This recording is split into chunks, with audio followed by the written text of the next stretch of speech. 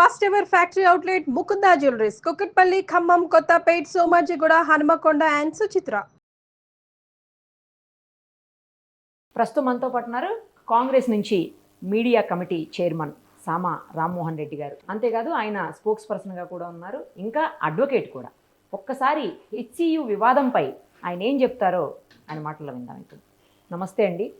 నమస్తే. సో ఇప్పుడు మీరు చెప్పండి, అసలు ఏం జరిగింది, గతంలో ఏం జరిగింది, ఇప్పుడు ఏం జరుగుతోంది, ఎందుకు ఈవెన్ ఎన్ఎస్యుఐ కూడా ఎగెనెస్ట్ ఉంది అని చెప్పేసి మాట్లాడుతూ ఉన్నారు చాలా మంది. స్టూడెంట్స్ యూనియన్స్ అన్నీ ఉన్నాయి, దాంతోపాటు మీకు అనుబంధ సంస్థ అయినటువంటి ఎన్ఎస్యుఐ కూడా ఎగెనెస్ట్గానే ఉంది అని చెప్పేసి, అది ఎంతవరకు నిజము, అసలు దీన్ని క్లారిటీగా చెప్పండి. అవన్నీ అవాస్తవాలు. ఫస్ట్ ఆఫ్ ఆల్ హెచ్సియులో బయటకు వచ్చినటువంటి పిల్లల మదిలో ఒక అనుమానం ఏముంది అని అంటే, హెచ్సియుకి సంబంధించినటువంటి భూములు ఏదో ప్రభుత్వం గుంజుకుంటుంది అనేటటువంటి ఒక అనుమానంలో ఈ రాజకీయ నాయకులు చేసినటువంటి రాజకీయాల్లో వాళ్ళు నమ్మి రోడ్ల మీదకి వస్తుండ్రు. అయితే అక్కడ కూడా ఉంటున్నటువంటి స్టూడెంట్స్ అంతా చదువుకున్నటువంటి వాళ్ళే.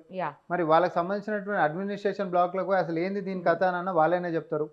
400 ఎకరాలు ఎవరివి అని. లేకపోతే ఇప్పుడు ఇట్లా పేపర్లు అందరికీ కూడా పబ్లిక్ డాక్యుమెంట్లు ఇవి ఏం పెద్ద సీక్రెట్ కాదు, మేము కూడా షేర్ చేస్తూనే ఉన్నాం అన్నిటికీ. సో అసలు హెచ్సియుకి సంబంధించినటువంటి భూమా కాదా అనేటటువంటి మొదటి ప్రశ్న నిరుపమ గారు. ఇది 2003లో చంద్రబాబు నాయుడు గారు అధికారంలో ఉన్నప్పుడు ఐఎండి భారత్ దీనికి సంబంధించినటువంటి కేటాయింపుల్లో 400 ఎకరాలు 2003లో నిర్ణయం జరిగింది. 2004లో 400 ఎకరాలు ఈయన కేటాయించండి. ఎవరికి? ఐఎంజీ భారత్ అనేటటువంటి దానికి ప్రైవేట్ కంపెనీకి కేటాయింపులు జరిగినాయి. అయితే ఈ భూమి మనకేడికించి వచ్చింది అని అంటే హెచ్సియు నుంచి ఆనాడు సర్కారు తీసేసుకుంది. ఏంది? ఇన్ రిటర్న్ వల్ల వాళ్ళకి ఇచ్చి ఇది ఏ రోజు రాజశేఖర రెడ్డి గారి గవర్నమెంట్ లో వెనక్కి తీసుకున్నాం. ప్రభుత్వం మారింది, వైఎస్ రాజశేఖర రెడ్డి గారు వచ్చారు. ఆ ప్రైవేట్ కంపెనీ వాళ్ళకి సేల్ డీడ్ 400 ఎకరాలు ఎట్లా చేస్తారు అని చెప్పి అన్నారు. అది ఎందుకంటే ఆ ప్రాజెక్ట్ కూడా ల్యాండ్ అయింది ఏం లేదు అక్కడ. అంత అప్పుడైనా కూడా కాస్ట్లీ ల్యాండ్ల కిందకి పెరుగుతున్నటువంటి మార్కెట్ దృష్టిలో పెట్టుకొని 3/2/2004 హెచ్సియు నుంచి మనం తీసుకున్నటువంటి ఎక్స్టెంట్ ఎంత అనంటే 534 ఎకరాల 28 గుంటలు మనం తీసుకున్నామండి. అదే రోజు 397 ఎకరాల 16 గుంటలు వేరే సర్వే నంబర్లో మనం హెచ్యుకి ఇచ్చినాం. దీన్ని రీప్లేస్ చేయడానికి. ఇప్పుడు మీ దగ్గరికి హెచ్యు మీ దగ్గర నుంచి నేను తీసుకున్న భూమి, నేను మిమ్మల్ని కంపెన్సేట్ చేయడానికి ఇంకొక కాడ భూమి ఇస్తా అని చెప్పిన, నాకు ఈ జాగా కావాలని చెప్పిన. ప్రభుత్వం తీసుకుంది, హెచ్యు కూడా దానికి ఒప్పుకుంది, సంతకాలు పెట్టినటువంటి కాగితాలు ఇవన్నీ పొజిషన్స్ కూడా డెలివరీ చేసుకున్నారు. సో ఇది హెచ్సియుది, ఇది ప్రభుత్వంది. హెచ్సియు నుంచి నేను 500 చిల్లర ఎకరాలు నేను అడిగిన కదా, హెచ్సియు నాకు ఇచ్చింది. ప్రభుత్వం నేను నీకు ఇస్తానని నేను కూడా నీకు ఇచ్చేసిన, మనం సంతకాలు చేసుకున్నాం, పొజిషన్స్ కూడా అయిపోయినాయి. సో నువ్వు నాకు ఇచ్చినటువంటి దాంట్లోది 400 ఎకరాలు. ఈ 500 చిల్లర ఎకరాలు ఏదైతే ఉందో ఈ దాంట్లో నుంచి 400 ఎకరాలు అప్పుడు ప్రైవేట్ కంపెనీకి ఏదైతే ఇచ్చినామో ఇప్పుడు ఇక జెర్సే వదిలేసండి, హెచ్యుకి ఇచ్చేసినాము. హెచ్యుకి దీనికి అసలు ఇక సంబంధమే లేదు. ఇక డిస్ప్యూట్ అలా ఏంటిదంటే, ప్రభుత్వం తీసుకున్నటువంటి భూమిలో 400 ఎకరాలు దీనికి ఇచ్చి, తర్వాత మిగతా ఎక్స్టెంట్ 134 ఎకరాలు 28 గుంటలేమో టీజీ ఎన్జిఓస్కి ఇచ్చినాం. అది కూడా ఈరోజు సాక్ష్యమే కదా. ఈ 400 ఎకరాలకు సంబంధించి క్యాన్సిలేషన్గా చంద్రబాబు నాయుడు గారు ఒకరికి కేటాయింపు చేసిస్తే, సేల్ డీడ్ చేస్తే వైఎస్ రాజశేఖర రెడ్డి గారు వచ్చిన తర్వాత దాన్ని క్యాన్సిల్ చేయడము, ఆ సంస్థ కోర్టుకు వెళ్ళడం, ఆ సంస్థ కోర్టుకు పోవడము, ఈ 18 సంవత్సరాలు కూడా కోర్టులలో నానడము. రేవంత్ రెడ్డి గారి సర్కార్, ఇప్పుడు వైఎస్ రాజశేఖర రెడ్డి గారు కొట్లాడినరు, రోషయ్య గారు కొట్లాడినరు, కిరణ్ కుమార్ రెడ్డి గారు కొట్లాడినరు, తర్వాత కేసీఆర్ గారు కూడా మరి అధికారికంగా లెక్కల ప్రకారం తీసుకుంటే కోర్టులో పోయి ఆయన కొట్లాడింది ప్రభుత్వ భూమనే. ఈరోజు బీఆర్ఎస్ పార్టీ ఏమని మాట్లాడుతుంది, అది హెచ్యుకి సంబంధించినటువంటి భూమే అని చెప్పి కొంతమంది నాయకులు మాట్లాడుతూ ఉన్నారు. నా ప్రశ్న ఒకటే ఏందనంటే, హెచ్సియుకి సంబంధించిన భూమి అని చెప్పి రాజకీయం చేయనికే మాట్లాడేటటువంటి వ్యాఖ్యలే తప్ప, చట్ట ప్రకారంగా ఈ 10 సంవత్సరాల నుంచి కోర్టులో మీ అఫిడవిట్లలో నువ్వు ప్రభుత్వ భూమి అని చెప్పి కొట్లాడినవా, హెచ్యు భూమి అని చెప్పి కొట్లాడినవా? కేసీఆర్ సర్కారు ఈ 10 సంవత్సరాల నుంచి కూడా కోర్టులో నడుస్తూనే ఉంది కదా. ఏమని కొట్లాడింది? ప్రభుత్వ భూమి మాదనే కదా కొట్లాడింది. మరి నిజంగానే హెచ్సియుకి సంబంధించినటువంటి భూమి అయిపోయిన ఉంటే ముందే అధికారికంగా హెచ్యుకి ఆ రోజు ఇచ్చేసి కోర్టులో దాన్ని ఇంప్లీట్ చేసి దాన్ని కొట్లాడమంటే అయిపోయేది కదా. మీరు అధికారంలోకి వచ్చిన తర్వాత అసలు అది హెచ్యు భూమి కాదు. అసలు కేసీఆర్ గారు ఏ రోజు కూడా యూనివర్సిటీలకి 1000 ఎకరాలు ఉంటున్నాయి అనేటటువంటి దానికి బద్ద వ్యతిరేక. ఆయన అసెంబ్లీ సాక్షిగా మాట్లాడిండు, బయట మాట్లాడిండు, ఎన్నో మీడియా కథనాలలో ఆ రోజు వచ్చింది. 2021లో అదే హెచ్సియుకి సంబంధించిన కాంపౌండ్ వాళ్ళు కూలగొట్టి అర్ధరాత్రి పూట్ల రోడ్లు వేసినటువంటి చరిత్ర కూడా బీఆర్ఎస్ పార్టీదే. మరి ఎక్కడ వేసారండి రోడ్లు? ఇప్పుడు మీకు గోపిచంద్ దగ్గర నుంచి మొదలు పెట్టుకుంటే గోపన్పల్లి దాకా 8 కిలోమీటర్ల రోడ్డు, అది కోర్టుకు పోయారు. హెచ్సియు కోర్టుకు పోయినరు. కోర్టుకు పోతే కోర్టు స్టేటస్ కో కూడా ఇచ్చింది. తర్వాత కొట్లాడిన తర్వాత మీకు ఎట్లాంటి అధికారం లేదు కదా, ఈ 400 చిల్లర 500 ఎకరాలకు సంబంధించినటువంటి దాంట్లో హెచ్యుకి ఏం సంబంధం, ఏది సెంట్రల్ యూనివర్సిటీకి ఏం సంబంధం అని చెప్పి కోర్టు ఆర్డర్ ఇచ్చింది.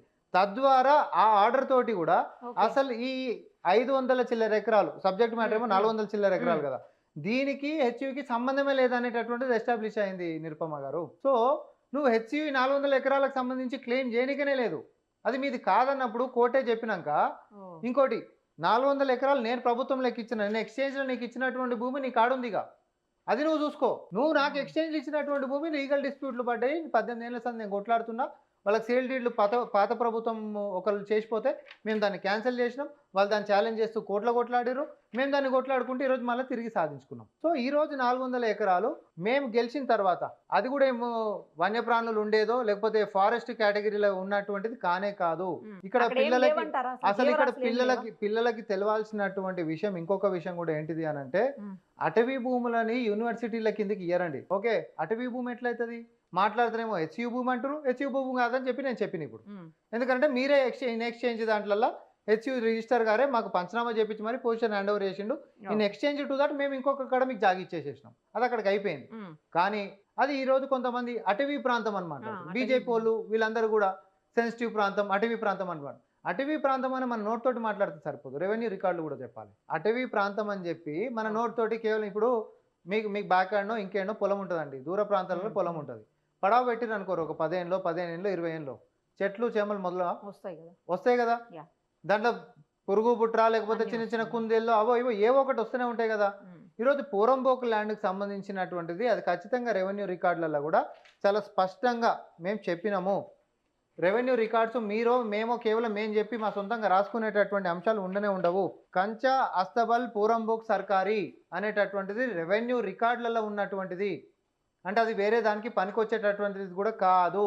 అటవీ ప్రాంతాలని మేము బీజేపీ సర్కార్ లెక్కనో లేకపోతే కాళేశ్వరం పేరు మీద ఎవరికి సుక్క నీళ్ళు ఇవ్వకపోయినా కూడా ఈరోజు లక్షలాది చెట్లని కూలగొట్టినటువంటి పరిస్థితి మాది కాదు. పూరంబోకు ల్యాండే ఉందాడా, అది కూడా ప్రభుత్వం భూమి కాబట్టి 18 సంవత్సరాల కోర్టులో మేము కొట్లాడి ఈ రోజు కూడా దేనికోసం ప్రతిపాదించినాము నిరుపమ గారు, మేము కొట్లాడినాం. కొట్లాడితే అది ప్రభుత్వం పొజిషన్లోనే ఉంది.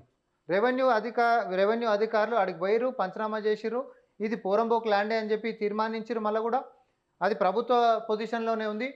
మనకు టీజీఐఏసీ ఏదైతే ఉందో టీజీఐఏసీ వాళ్ళు అడగడము, మేము దాన్ని ఆప్షన్ పెట్టుకుంటున్నాం అంటే టీజీఐఏసీ వాళ్ళకే మనము 75 కోట్లకి ఎకరం లెక్క మనము వాళ్ళకి ఇస్తున్నాము. 75 కోట్లకి ఎకరం లెక్క ఇస్తున్నాం మనం టీజీఐసీకి. రూపాయి 2 రూపాయలు కాదు, లేకపోతే అప్పనంగా ఎవరికో దోచిపెట్టనికే కాదు. వీళ్ళు అంటున్నట్టుగా వాళ్ళే కొట్టేస్తారు వీళ్ళే కొట్టేస్తారు అనేటటువంటి ఆస్కారం ఎక్కడ ఉందో ప్రతిపక్ష పార్టీలు చెప్పాలి. ఆల్మోస్ట్ మార్కెట్ రేట్ కి ఈక్వల్ దగ్గరగా 75 కోట్లకి ఎకరం లెక్క అంటే సుమారు 30,000 కోట్ల రూపాయలు కేవలం ఇప్పుడు ఈ 400 ఎకరాల మీద ప్రభుత్వం డిసైడ్ చేసినటువంటి రేటే. ఇప్పుడు నేను ఇదే మాట చెప్తా, బిఎస్ఎన్ఎల్ విలువ కొన్ని లక్షల కోట్ల రూపాయలు ఉంటే అప్పనంగా ఎవడో ప్రైవేట్ వాడికి అప్పచెప్పినట్టు, లక్షల కోట్ల విలువ ఉన్నది 1000 కోట్లలో అప్పచెప్తున్నట్టు పరిస్థితి ఇది కాదు కదా. ఈరోజు వాటి విలువలు భూముల విలువలు తీసుకున్నా సరిపోతుంది. అసలు ఇప్పుడు అది టీజీఐఐసి మళ్ళీ దాన్ని డెవలప్ చేసి ఆప్షన్కి పోతారు, వాళ్ళు ఆప్షన్కి పోతారు. ఓహో. సో మేము అనేటటువంటిది ఏంటిది అని అంటే, రేపొద్దున ఒక హై క్లాసు ఐటీ సెక్టర్ మన కాడికి వస్తున్నప్పుడు, తర్వాత మల్టీపర్పస్ దాన్ని కూడా మనం వినియోగించుకుంటున్నప్పుడు, రేపొద్దున అక్కడ కడుతున్నటువంటి కంపెనీలు ఏ వచ్చినా కూడా అది అమెరికా వాడు కొనుక్కొని ఇంకోటి కొనుక్కొని ఎవడన్నా కొనుక్కొని పెద్ద పెద్ద కంపెనీలు కొనుక్కొనే వస్తాయి అని అనుకుందాం, కొనుక్కోవాలనే మనం కోరుకుందాం. కొనుక్కొని వచ్చి కట్టినాక కూడా ఎవ్రీ ఇయర్ పన్నులు కట్టరా అండి మనకి? అంటే స్టూడెంట్స్ అనేది ఏంటంటే అండి, అట్లాంటి కమర్షియల్ యాక్టివిటీస్ కాకుండా స్టూడెంట్స్కి ఉపయోగపడేలాగా ఏదైనా రీసెర్చ్ సెంటర్కో లేకపోతే గవర్నమెంట్ ఎడ్యుకేషనల్ ఇన్స్టిట్యూషన్స్ అట్లాంటి వాటికి ఏమన్నా చేయండి, లేదంటే కనీసం ఏమన్నా గేమ్స్ స్పోర్ట్స్ అట్లా దానికన్నా యూజ్ చేయండి, అంతే తప్పించి దీనికి యూజ్ చేయడానికి వీల్లేదు. ఇది కనుక మేము వదిలేస్తే మళ్ళీ తర్వాత మొత్తం ఆక్యుపై చేసే అవకాశాలు ఉంటాయి, ప్రభుత్వం మా దాంట్లోకి అట్లా జరిగిపోయి మొత్తం తీసుకుంటారు అని చెప్పేసి వాళ్ళు 1000 ఎకరాలు ఉంది కదా ఇంకా కూడా యూనివర్సిటీ, నిరుపయోగంగా ఉన్నటువంటివి 100 ఎకరాలు ఉంది, ఇంకా సరిపోదు అనేటటువంటి కాన్సెప్ట్ ఎక్కడ ఉంది? మీరు నిజంగానే కాంపౌండ్ మొత్తం కూడా ప్యాక్ అయిపోయింది, అయినా కూడా మనం చేసినటువంటిది కూడా నిర్ణయాలు వెనక్కి తీసుకొని ఎడ్యుకేషనల్ ఇన్స్టిట్యూషన్స్ని కూలగొట్టేటటువంటి పరిస్థితి ఇది కాదు కదా. ఎవరికైనా కూడా ఫర్ దట్ మ్యాటర్ మనం ఎవరికైనా ల్యాండ్ కేటాయింపులు చేసాం అనుకోండి, వాళ్ళు నిరుపయోగంగానే పెట్టుకోరు అనుకోండి, తిరిగి తీసేసుకునేటటువంటి చట్టం ఉంది నిరుపమ గారు, అది చట్టమే. నేను నీకు కేటాయింపు చేసినా కూడా దశాబ్ది కాలం నువ్వు దాన్ని నిరుపయోగంగా పెట్టావు. పర్పస్ ఆఫ్ బిజినెస్ నువ్వు అడుపు చేసి ల్యాండ్ చేసిందే లేదనుకో, నాకు ఇచ్చే నీకు చేతగానప్పుడు అని చెప్పి తీసుకునే హక్కు చట్టం ఉంది అంటున్నా నేను. సో అట్లాంటప్పుడు యూనివర్సిటీ ల్యాండ్ ఇది అనేటటువంటి పోనీ అట్లా కూడా లేదు కదా. యూనివర్సిటీ వాళ్ళే మనకి ఇన్ ఎక్స్చేంజ్ ఇచ్చినటువంటి ల్యాండ్ని ఇది మాదనంటే ఎట్లా? ఇప్పుడు మన నాయన వేరే వాళ్ళకి అమ్మిండు అనుకోండి, నాయననే అమ్మిన తర్వాత మనం పోయి అమ్మిన దగ్గర ఇది మాదే అని చెప్పానంటే ఎట్లుంటుంది? So university of Hyderabad register గారే మీరు మీ యొక్క దాంతో మాకు హ్యాండ్ ఓవర్ చేసేసి పొజిషన్ ఇచ్చినాక దానికి మేము ఆల్టర్నేటివ్ ల్యాండ్ మీకు ఇంకొకటి ఇచ్చిన తర్వాత ఇది కూడా మాదే అనండి ఎట్లా కొట్లాడతారు మీరు? అక్కడ నిజంగా జీవరాశులు కూడా ఇంపార్టెంట్, చాలా వన్యప్రాణులు ఉన్నాయి, వాటన్నివి కూడా నాశనం అయిపోతాయి. మనం ఈకో ఫ్రెండ్లీగా అన్నిటిని పెంచుకోవాలి, గ్లోబల్ వార్మింగ్ని ఆపాలి అని చెప్పి అందరం ప్రయత్నం చేసినటువంటి ఇలాంటి తరుణంలో అక్కడ మొత్తం తీసేయటం ఏంటి, మొక్కల్ని చెట్లని తీసేయడంతో పాటు వన్యప్రాణులను కూడా ఇట్లా చేయటం ఏంటి అనేది వాళ్ళు మాట్లాడుతున్నారు. ఇప్పుడు చాలా మంది అదే మాట్లాడుతున్నారు. ఇప్పుడు Students ఏ కాదు. దానికి సంబంధించినటువంటి దాంట్లో వన్యప్రాణులు నిజంగానే ఈరోజు ఏఐలో వాళ్ళ ఇమేజ్లు క్రియేట్ చేసి నిన్నగాక మొన్న సోషల్ మీడియాలో ఒక జింకను చంపిరు ఇల్లే. ఆ జింకను ఎడికని తెచ్చి చంపిరో బీఆర్ఎస్ ఓన్కి బీజేపీ ఓన్కి తప్ప ఎవరికి తెలియదు ఈ ప్రపంచంలో. అంటే ఒక ఫేక్ న్యూస్ ప్రాపగేట్ చేసి రేవంత్ రెడ్డి గారి సర్కారు మీద ఒక బురద జల్లేటటువంటి ప్రయత్నాలు చేసిరు. తర్వాత మళ్ళీ పనులు ఏమంటారు నాలుకే ఖర్చుకున్నారు, ఇమీడియట్గా డిలీట్ చేసిరు అందరు. అంటే అసలు అది Okay. ఏడికించి తెచ్చిరు, ఈ జేసీబీలు పోతే ఏదో జింక చచ్చిపోయింది అనేటటువంటి ఒక తప్పుడు సమాచారాన్ని ఎక్కడో చనిపోయినటువంటి జింకను తీసుకొచ్చి ఇక్కడ పెట్టి మొన్న చేస్తున్నటువంటి కార్యక్రమాల్లో భాగంగానే చచ్చిపోయిందని ఫస్ట్ పోస్ట్ చేసి తర్వాత అది ఫేక్ అని తెలిసి ప్రాపగేట్ అయిపోయింది అన్నాక అందరు డిలీట్ చేసేసారు. ఎందుకంటే అది ఫేక్ అంట. కొంతమంది మీడియా వాళ్ళు కూడా ఎక్స్ప్లెనేషన్లు పెట్టారు దాంట్లో. మేము మిగతా వాళ్ళు పెట్టినటువంటి చూసి నమ్మి మేము కూడా పోస్ట్ చేసినాము. తర్వాత తెలిసింది ఏంటంటే ఇదంతా ఫేక్ న్యూస్, ఆ జింక దానికి సంబంధించింది కాదు, అది టైమింగ్ది కాదు, ఈ ప్రాంతంది కూడా కాదని చెప్పి తెలిసింది, కాబట్టి మమ్మల్ని క్షమించండి అని చెప్పి అధికారికంగా మీడియాలో పోస్ట్ చేసినటువంటి వాళ్ళు మళ్ళీ క్షమాపణలు ఆన్లైన్లో పెట్టిర్రు. ఓకే, కానీ ప్రజల్లోకి ఏమని తీసుకొని పోయారు? జీవరాశులు జింకలు అక్కడేదో చచ్చిపోయినాయని. వన్యప్రాణులు ఇబ్బంది నేను ఒకటే చెప్తా నిరుపమ గారు, అసలు ఆడ ఉంటున్నటువంటిది జేసీబీలు. అన్ని జేసీబీలు ఎందుకు వచ్చినాయి? ఏమన్నా కొంచెమన్నా 50 ఆలోచన ఉందా? నుంచి 100 జేసీబీల మధ్యలో ఇప్పుడు ఉన్నాయి నేను అక్కడ. ఒకటే చెప్తా, అవును, మీరు ఎందుకు కనీసం లోపలికి మీడియాని ఎందుకు అలో చేయట్లేదు? అంటే మీకు అలో చేయొచ్చు no, కదా, no. స్టూడెంట్స్ అలో నేను చేయట్లేదు. ఒకటి చెప్తా, అక్కడ సెన్సిటివ్ అయింది ఆల్రెడీ. పిల్లలకి ఏంటంటే విషం అనేటటువంటిది నింపే కాడ నింపారు, బయటికి నుంచి వచ్చారు. బయటికి నుంచి ఎవడో వచ్చి రాళ్ళు కట్టెలతోటి పోలీసుల మీద దాడి చేసి లోకల్ ఏసీపీకి గాయాలైన అవన్నీ అట్లంటే మీడియాలో కొత్త ఏమైపోతుంది? ఇంకింత సెన్సిటివ్ అనేటటువంటి అంశాలతోటి అది ఇంకింత పెరగొద్దు అనేటటువంటి ఆలోచనతో ప్రభుత్వం ఉంటుంది. అయితే నేను ఇంకోటి అంటున్నాను, 400 ఎకరాలను సాఫ్ చేయాలంటే ఒక జేసీబీ తోటి చేస్తారా? బేసిక్ ఒక సింపుల్ విషయము నిరుపమ గారు. ఎక్కువే అవసరం పడతాయిలేండి. ఇప్పుడు మీరే సపోజ్ But, మీరే సపోజ్ ఒక ఎకరం చదువు చేసుకోవాలనుకుంటారు అనుకోండి, ఒక జేసీ పెట్టుకుంటే ఎన్ని రోజులు పడుతుంది? అట్లకేంచి ఒకటి ఇట్లకేంచి ఒకటి పెట్టుకుంటే ఒక రోజుల్లో 2 రోజుల్లో అయిపోయేటటువంటి మరి పరిస్థితి ఉంటుంది. హాలిడేస్ టైంలో చూసుకొని కరెక్ట్ గా హాలిడేస్ టైంలో ఎందుకు పెట్టాల్సి దానికి ఏ వచ్చింది? టైం అనేటటువంటిది ఏముంటుంది? ఇప్పుడు కంటిన్యూ అవుతుంది కదా. ఇప్పుడు ఏం ఆపేసినాం? హాలిడేస్ అయిపోయినాయి కాబట్టి ఆపేసినామా? అంటే స్టార్టింగ్ హాలిడేస్ అప్పుడు ఎందుకు స్టార్ట్ చేయాల్సి వచ్చింది అనేది కూడా దానికి ఒక ముహూర్తం question ఉందా అంటున్నా. హాలిడేనే ఉంది అనేటటువంటి ఏమైనా ముహూర్తం ఉంటుందా దానికి? అంటే ఎప్పుడైనా మీరేమన్నా స్టార్ట్ చేస్తాము. ముహూర్తం పెట్టుకుని స్టార్ట్ చేశారా ఏంటి? మేము ఒకటే అంటున్నాము, దానికి క్లియరెన్స్ అనేటటువంటిది అయిపోయింది, పొజిషన్ అనేటటువంటిది హ్యాండ్ ఓవర్ చేసిరు కాబట్టి అక్కడ చదువు చేయడం అనేటటువంటి యాక్టివిటీ మొదలైంది. పిల్లలు మొత్తం కూడా వాళ్ళ ఊర్లకు పోయినప్పుడు గిట్ట మనం ఏమైనా చేసినటువంటి పరిస్థితి ఏం కాదు కదా. పిల్లలు అక్కడికి వచ్చిందే కదా. పిల్లలకు స్పష్టంగా మేము చెప్తున్నటువంటిది ఏంటంటే స్టూడెంట్స్కి, అది యూనివర్సిటీది కాదండి, అది యూనివర్సిటీ ల్యాండ్ కాదు. దయచేసి మీరు అనవసరంగా తెలియకుండా ఎవడో చెప్పినటువంటి మాటల్ని నమ్మి మీరు అక్కడికి వచ్చేదో ఎజిటేటో లేకపోతే ప్రొటెస్ట్లు చేసే ప్రయత్నంలో భాగంగా అనవసరంగా పోలీసు వాళ్ళ మీద మాట లేకపోతే ఇంకొక రాయో రప్పనో అనేటట్టు వేస్తే కేసులలో ఇరుక్కపోతే జీవితాలు ఆగమయ్యేటటువంటిది నమ్మినటువంటి వాళ్ళవే. కానీ వాస్తవాలు students కి ఏంది? చాలా దెబ్బలు కూడా తగిలాయటండి. చూపిస్తున్నారు, విజువల్స్ కూడా అంటే చూపించారు. students, నేనేమంటున్నా, పోలీసుల- బయటికించి వచ్చినటువంటి వ్యక్తులు రాజకీయం చేసేటటువంటి దాన్ని ప్రభుత్వం ఎట్టి పరిస్థితులలో కూడా ఒప్పుకోదు. నిజంగానే యూనివర్సిటీ ల్యాండ్ గిట్ట తీసుకొని పోయేటటువంటి దానికి రేవంత్ రెడ్డి గారే వ్యతిరేకంగా ఉంటారు. నిజంగానే అటవీ ప్రాంతాన్ని బ్రేక్ చేయాలంటే రేవంత్ రెడ్డి గారే వ్యతిరేకంగా ఉంటారు. పోరంబోక్ ల్యాండ్ పట్టుకొని ఆడ సపోజ్ ఏమైనా గిట్టు ఉన్నాయి, అదేమన్నా రాక్ ఫార్మేషన్స్ అన్నారు, మస్టోన్ రాక్స్ అవును. గిట్టు ఉన్నాయి, ఒక్కటి కూడా దాన్ని డిస్టర్బ్ చేస్తున్నటువంటిది లేదు.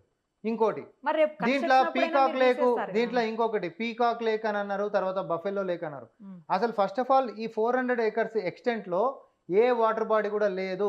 దయచేసి నేను మళ్ళీ కూడా చెప్తా ఉన్నా యూనివర్సిటీ స్టూడెంట్స్కి, తర్వాత సర్వసభ్య సమాజానికి, ఏ వాటర్ బాడీని కూడా డిస్టర్బ్ చేయట్లేదు. అవి ఫస్ట్ ఆఫ్ ఆల్ ఈ 400 ఎకరాలలో లేవు.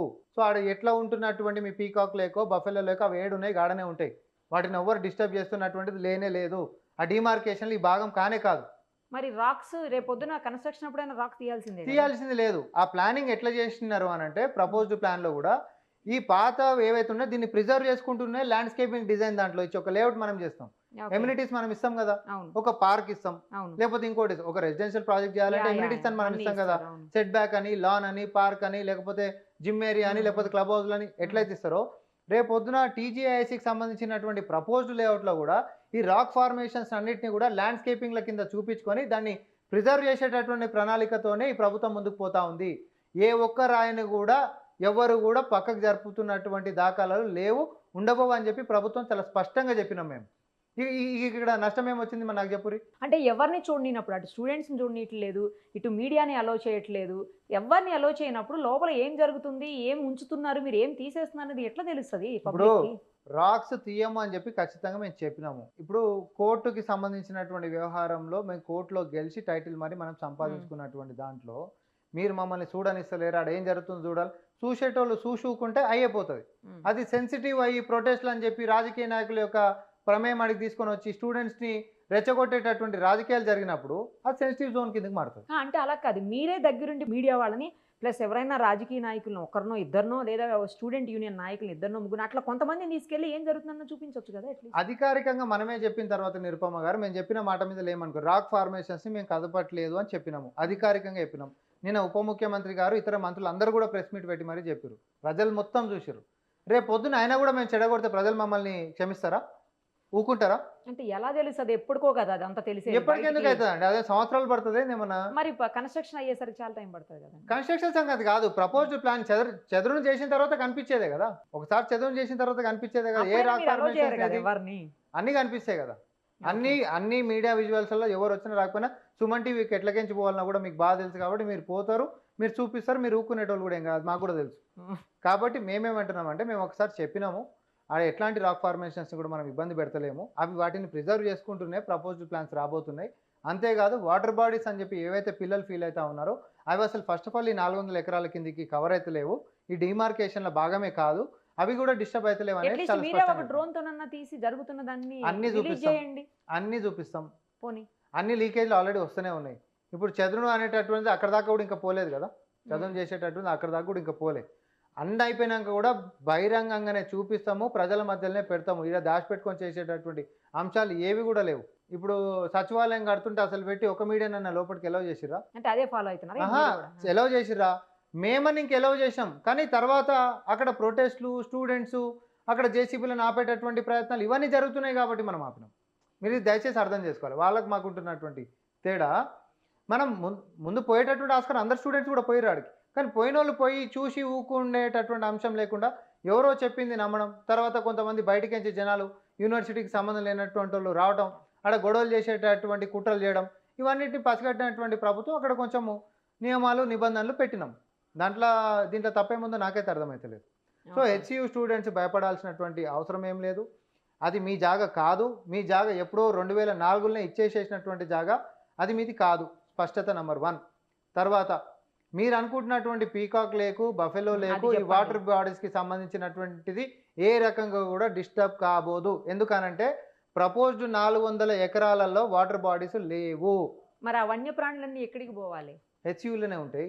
ఎక్కడ పోతాయి? హెచ్యూలో ఇంకా కూడా ఇప్పుడు మొత్తం ఎంత ఎక్స్టెంట్ ఉందాడ, ఎన్ని 100 ఎకరాలు ఖాళీగా ఉంది. ఇప్పుడు ఈడ ఉన్న ఇళ్ళనే ఉంటాయి కదా, ఇంకా బ్రహ్మాండంగా వన్యప్రాణుల మధ్యలోనే ఉండొచ్చు. ఇప్పుడు నేను రాజకీయం మాట్లాడతలేను, కానీ సౌత్ బ్లాక్ లో మీరు కట్టుకున్నటువంటి దానప్పుడు కూడా అంతకంటే దట్టమైనటువంటి చెట్లు ఉండే, అంతకంటే జీవరాశులు ఎక్కువ ఉన్నటువంటి ఉండే. మరి హెచ్యూ ప్రిమైసెస్ లోపలనే కట్టుకున్నప్పుడు కూడా జీవరాశులకు అన్యాయం జరిగింది, పర్యావరణానికి అన్యాయం జరిగింది ఆ బిల్డింగ్ కట్టినప్పుడు. మరి దాన్ని ఎట్లా అంటారు? మీకో న్యాయం మాకో న్యాయం అనేది ఉండదు కదా. ఇప్పుడు ఖాళీగా ఉన్న మిగతా జాగాలలో కూడా మీరు మాకు ఎడ్యుకేషన్ కోసం కావాలనుకుంటున్నప్పుడు భవిష్యత్తులో మీరు కట్టినా కూడా మరి వన్యప్రాణులు, జీవరాశులు, చెట్లు, చేమలకి అన్యాయం జరుగుతుంది కదా. అంటే మీరే ఉద్దేశంతో మాట్లాడుతున్నారు, మీకో న్యాయం మాకో న్యాయం ఉంటుందా? ఇది పద్ధతేనా? సో ఎన్ఎస్యుఐ వాళ్ళు కూడా మీకు అగైనెస్ట్ ఉన్నారు. అవి తప్పుడు సమాచారాలు సోషల్ మీడియాలో వేరే వాళ్ళు పెట్టి చేసినటువంటి తప్పుడు సమాచారాల భాగం మాత్రమే అది. స్పష్టత లేకుండా మిగతా వాళ్ళు పాపం పిల్లలు రోడ్డు మీదకి వచ్చి చేస్తున్నటువంటిదే, అంతే తప్ప పాపం వాళ్ళకి స్పష్టత ఇయ్యనికే నిన్న కూడా ఎంతోమంది ఎన్విరాన్మెంట్స్లో వచ్చి గవర్నమెంట్ మా అఫీషియల్స్ తోటి కూడా మాట్లాడారు, రాజకీయ నాయకులతో కూడా మాట్లాడారు. వాళ్ళకి సవివరంగా మేము చెప్పడం జరిగింది, వివరించడం. వాళ్ళు కూడా అన్నటువంటి ఏంటంటే ఎస్ ఇది ప్రభుత్వ భూమే, ఎందుకంటే ఇవన్నీ చూడలే వాళ్ళు. ఫస్ట్ ప్రభుత్వ భూమే సార్ మేము కాదనట్లే, మరి ఆ జీవరాశులకు సంబంధించిన ఆల్టర్నేటివ్స్కి మీరు చూస్తారంటే ఖచ్చితంగా అవి మళ్ళీ హెచ్సియులనే బ్రహ్మాండంగా ఉంటాయి, ఇబ్బంది ఏం లేదు.